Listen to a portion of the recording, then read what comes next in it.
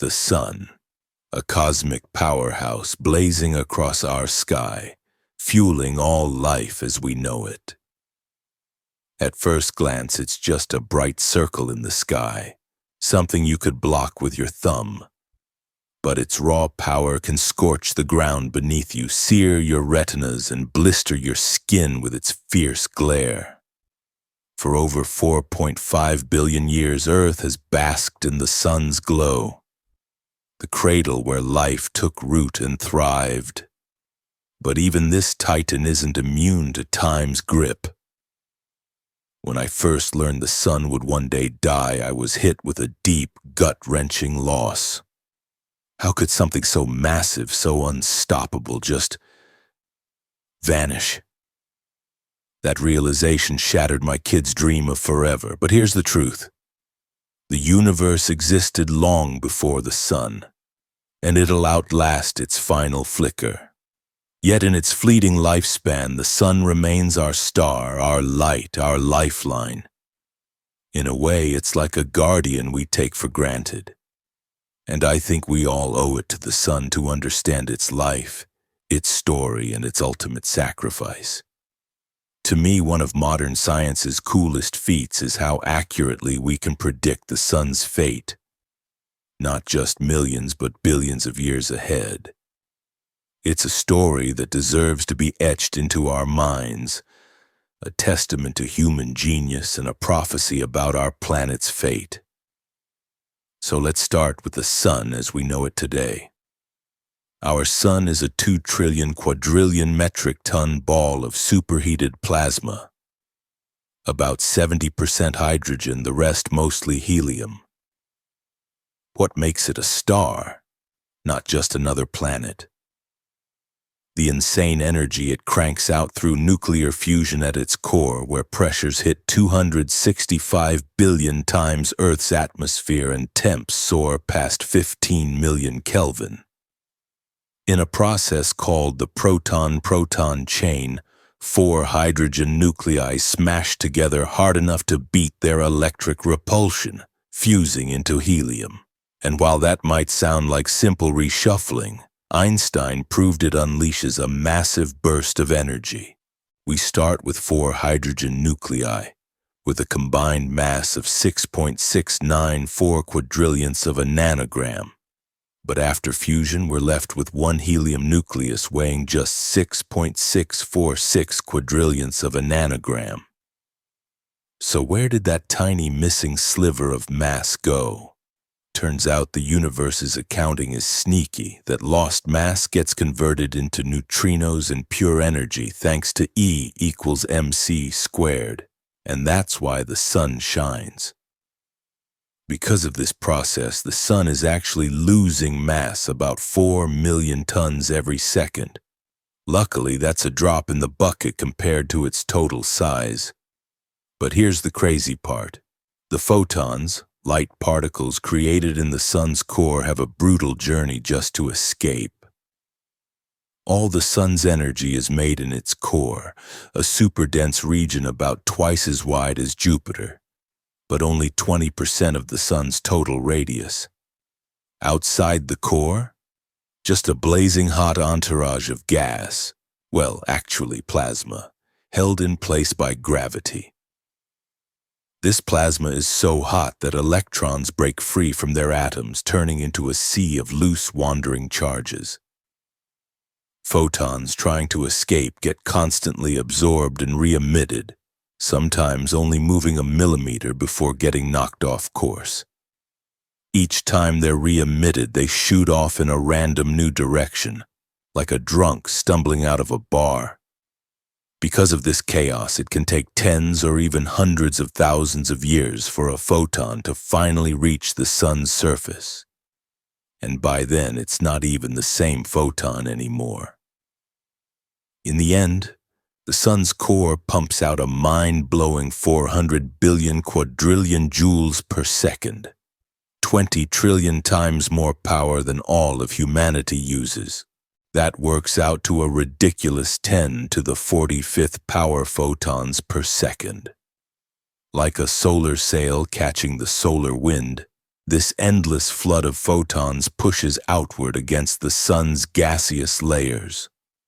The sun's 700,000-kilometer radius exists in perfect balance between this outward radiation pressure and the inward crush of gravity, a delicate standoff astronomers call hydrostatic equilibrium. The outward force is so intense that the inner 70% of the sun, the radiative zone, barely mixes at all. It's like a one-way street where everything gets shoved outward by the constant photon barrage. Only in the outer layers, where pressure finally lets up, do we see churning convection currents start to form, with bubbles of hydrogen gas swirling like boiling water. This rigid radiative zone is actually dooming our sun. It acts like a roadblock, preventing fresh hydrogen fuel at the surface from reaching the core where it's needed.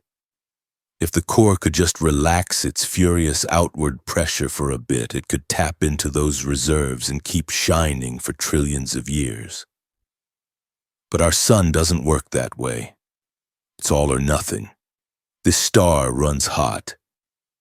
Right now, if we plot the sun's brightness against its surface temperature, it sits in a perfectly normal spot along what astronomers call the main sequence, where most stars spend their lives.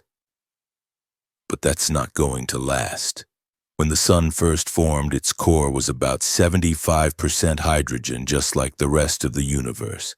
These days, that's dropped to just 1/3 hydrogen, with the rest already fused into helium. And here's the problem, that helium just sits there doing nothing. Even at the sun's insane core temperatures, it's not hot enough to fuse helium. So the helium just sinks to the center, building up like dead weight at the heart of our star.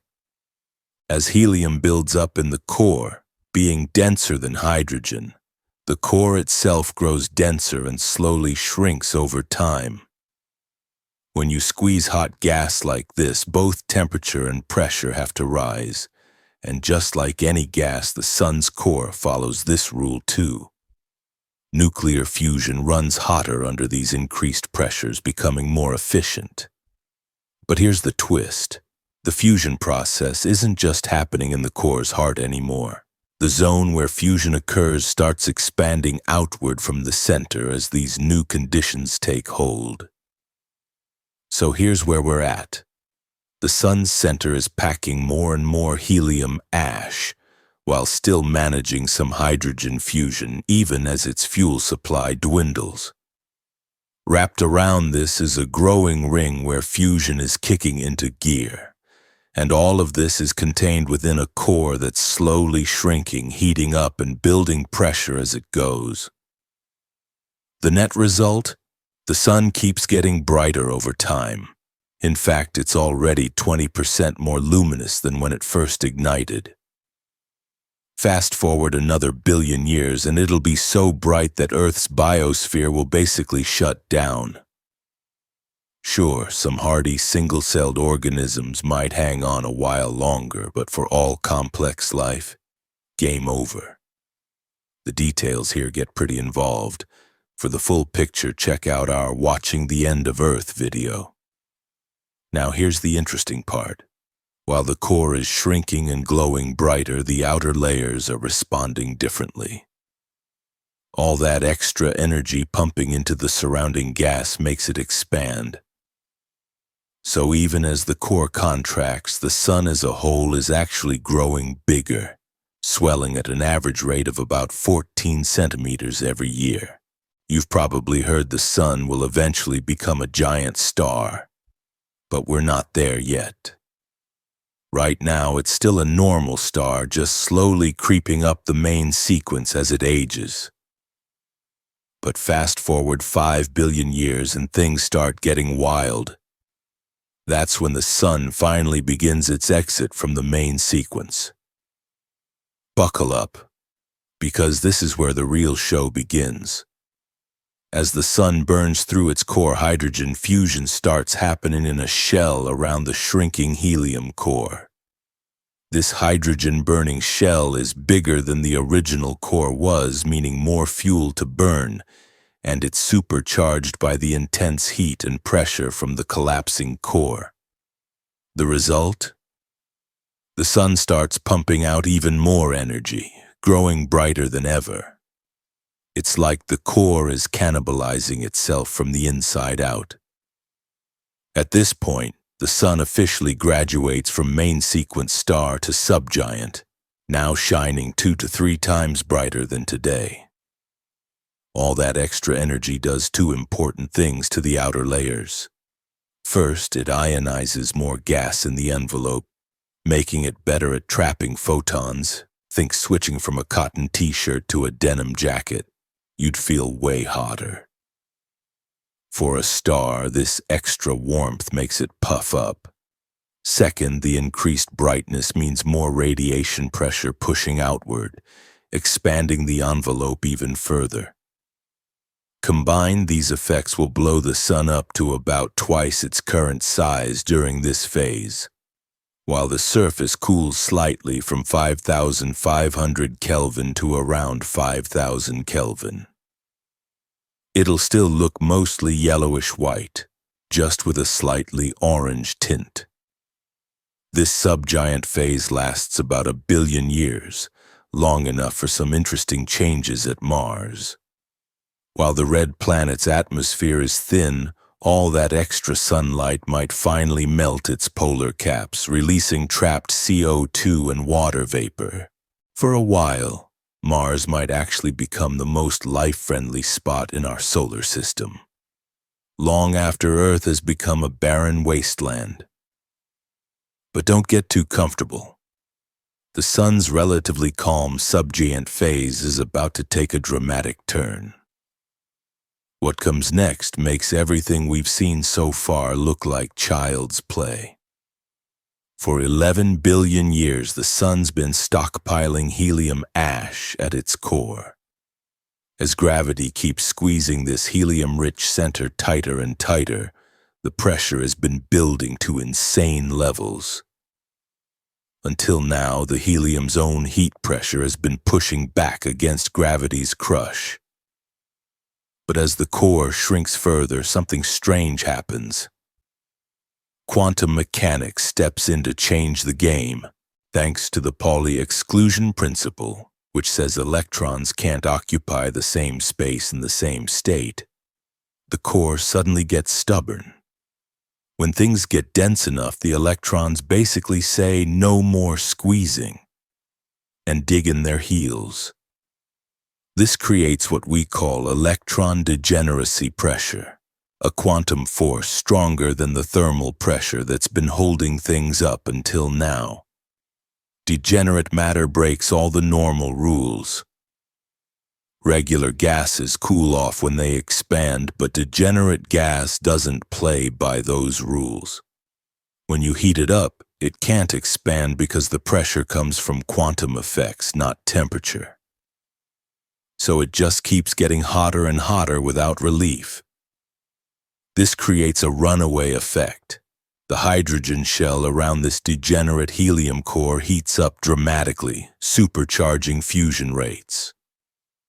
At this point, the sun officially graduates from subgiant to full-blown red giant.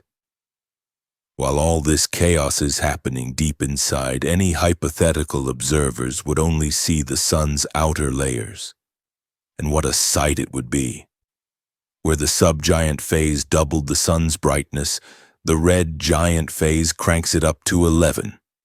We're talking up to 1,000 times brighter than today. All that insane energy makes the sun's outer layers swell up like a cosmic balloon, expanding to mind-boggling proportions. Things really start spiraling out of control now. Just like before, increased ionization and radiation pressure drive the sun's expansion. But this time, there's no stopping it. The star balloons to an almost unimaginable size, swelling 200 to 300 times wider than it is today. While astronomers still debate the exact numbers, Most simulations agree our sun will likely grow large enough to completely engulf Earth during this phase. Think about that for a second. Earth formed from the leftover scraps after the sun's birth. We're basically the crumbs that fell from the cosmic table. For billions of years, our planet existed as its own unique, beautiful world.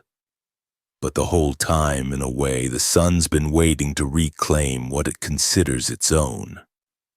During this red giant phase, it'll finally consume Mercury, Venus, and Earth in one final display of cosmic dominance. On what astronomers call the Hertzsprung-Russell diagram, that graph of brightness versus temperature.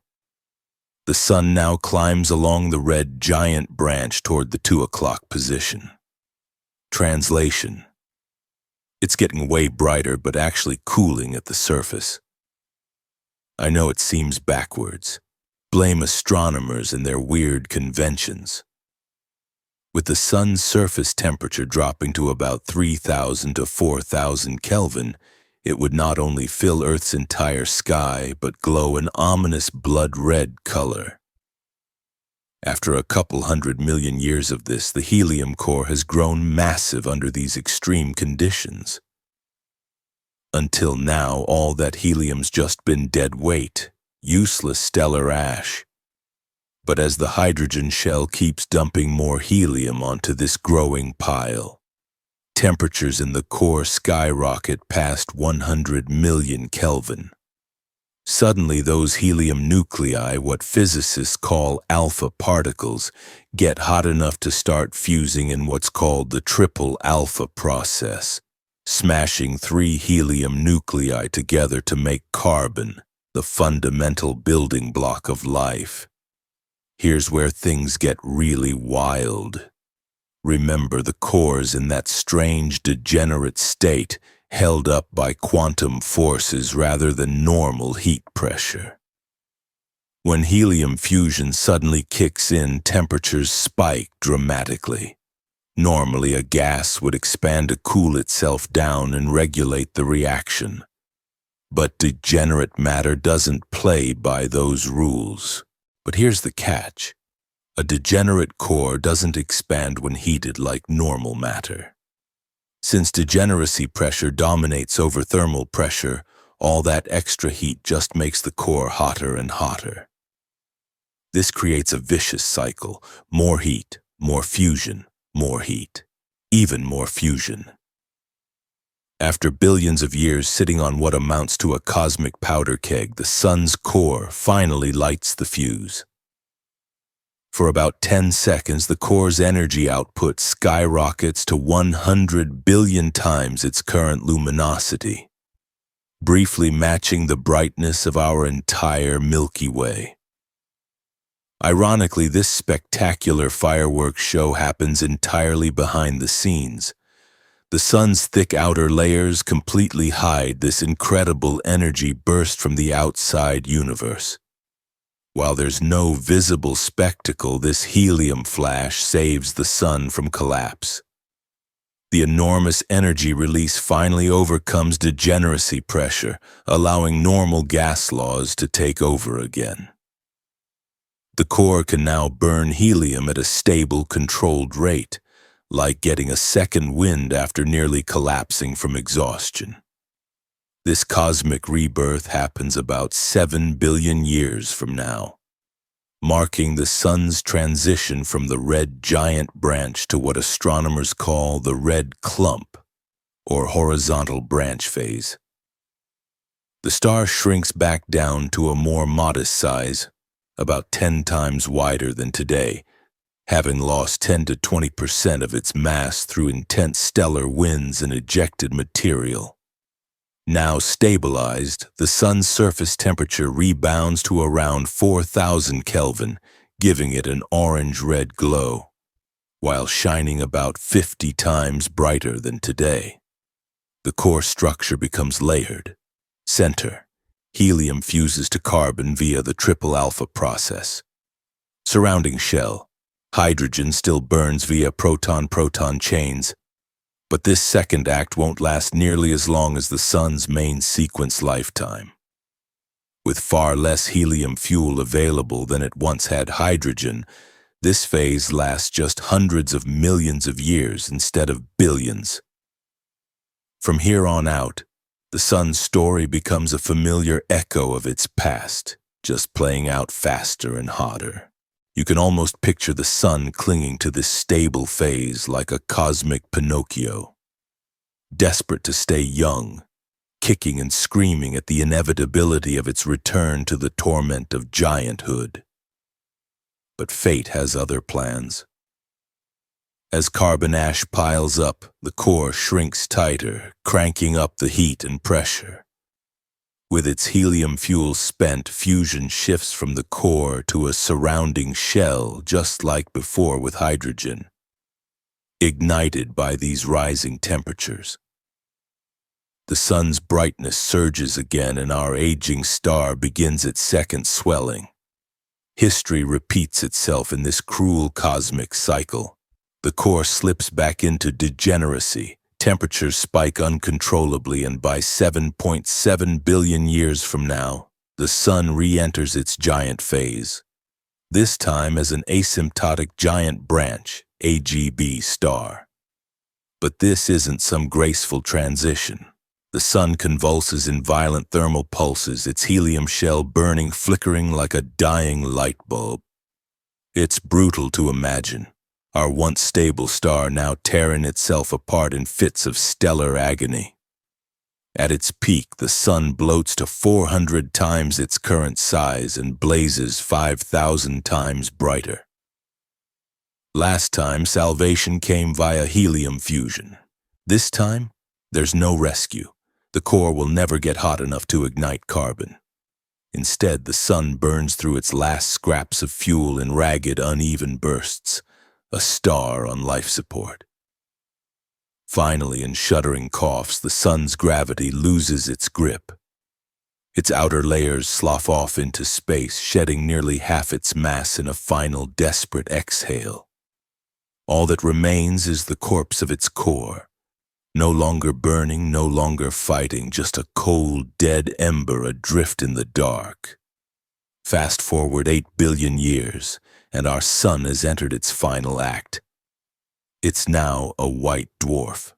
All that's left is its ultra-dense carbon-packed core crushed by gravity into a glowing ember no bigger than Earth. Despite packing half the sun's original mass into this tiny sphere, it's so compact that a single teaspoon of its material would weigh as much as an elephant. Though fusion has stopped, technically making it a stellar corpse, its surface still sizzles at a blistering 100,000 Kelvin, shining with about 1% of the sun's current brightness. That extreme heat blasts out high-energy photons, lighting up the surrounding debris, the sun's ejected outer layers like a cosmic neon sign. As these ionized gases recapture electrons, they glow in vibrant hues, a phenomenon called fluorescence. Peer through a telescope and you'll see these radiant clouds, poetically misnamed planetary nebulae, swirling around the dwarf like a celestial funeral shroud. But this glow is fleeting. The white dwarf's light comes only from stored heat, not new energy. Luckily, its tiny size means it cools at a glacial pace, staying visible for billions of years. There's even a slim chance distant worlds like Pluto, knocked closer by gravitational chaos, could briefly harbor life again under this pale, fading dot. Eventually, over trillions of years, even this light winks out. The carbon core chills into a solid, diamond-like crystal, dark and silent. Any surviving planets? Long gone, eroded by interstellar tides or flung into the void. Our sun's story ends not with a bang, but as a cold cosmic diamond adrift in an endless night. In its final act, the sun will stand cold, alone, and invisible in the endless dark. No one will remain to remember how it once nurtured life on Earth, how its golden light bathed our world for billions of years, or how its warmth touched human skin on quiet summer mornings. No one will recall the stability it gave us, the steady rhythm of seasons, the conditions that let civilizations rise and thrive under its glow. Like all things, ourselves included, it will dissolve into the void, vanishing against the infinite backdrop of space and time. But don't mistake its fate for insignificance. The sun is a marvel. Sure, it's one of billions in our galaxy alone, but that doesn't diminish its power, its grandeur, or its staggering beauty. And like everything in this universe, its story has an expiration date. It'll fight, it'll resist, it'll burn with defiance. But in the end, even the sun must fade. Now you know its full story, pieced together by thousands of astronomers, centuries of human grit, and our unrelenting hunger to understand. We, the sun's children, have unraveled our parents' epic. In a way, we're how the solar system learned to tell its own tale. There's magic in that. We didn't do this for money, fame, or some corporate bottom line. We did it because, God damn it, we needed to know. We had to understand where we came from, who we are, and where this whole cosmic ride is headed. That drive, that raw, relentless curiosity. It's one of the purest things about us, maybe even a clue to what makes us human. So until next time, stay hungry, stay wondering, and never stop looking up.